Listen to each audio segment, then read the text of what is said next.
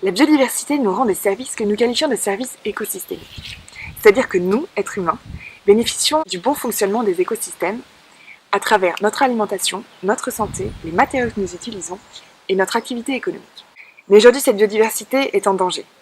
On a tous entendu parler du déclin alarmant des abeilles, mais le dernier bilan de l'état de la biodiversité en France fait aussi mention d'un déclin, d'une régression de moins 23% des populations d'oiseaux communs entre 1989 et 2015, et une régression de 46% des populations de chauves-souris entre 2006 et 2014.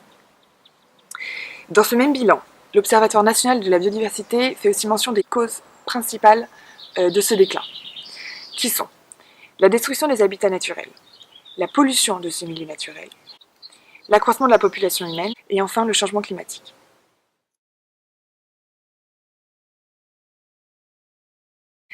Et les milieux agricoles sont particulièrement touchés par ce déclin de la biodiversité. Et pourtant, la biodiversité, et particulièrement les auxiliaires de culture, fournissent 3 grands services à l'agriculture, dont le principal est la pollinisation.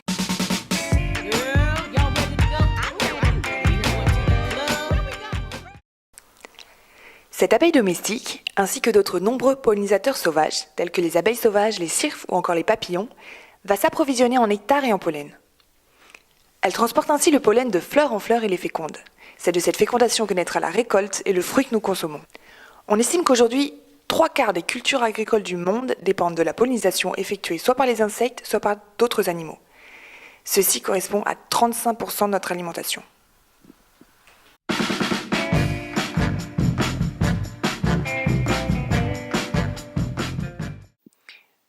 La biodiversité joue un deuxième rôle essentiel en agriculture, la régulation des ravageurs. Prenons quelques exemples. Une toile d'araignée peut capturer jusqu'à 1000 pucerons ailés.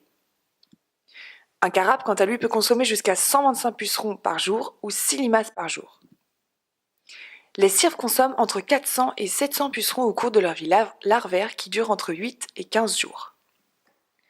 Tous les insectes de type hyménoptères, staphylins et névroptères sont aussi des prédateurs importants des pucerons, acariens, nématodes, chenilles ou encore limaces.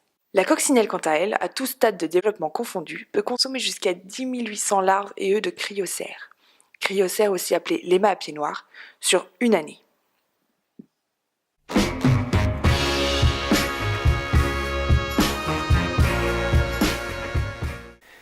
Le dernier grand service que nous verrons ici, rendu par les auxiliaires de culture, est la fertilisation.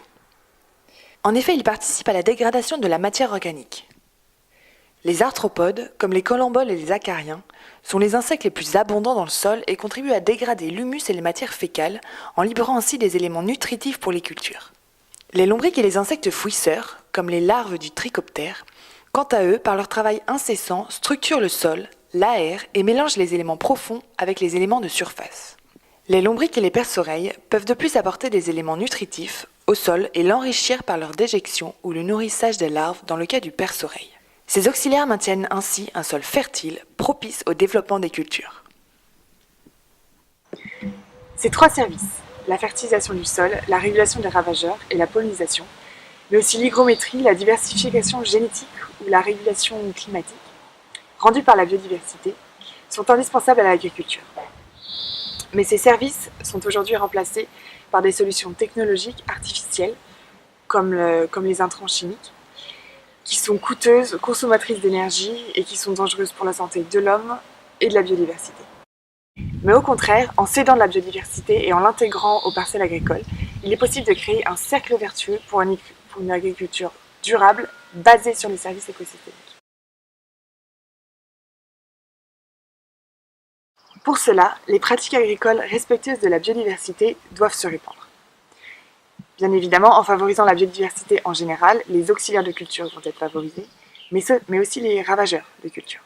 Et c'est là tout l'enjeu de l'agriculteur aujourd'hui. Créer au sein de ces parcelles un équilibre favorable et à la biodiversité et à ses cultures.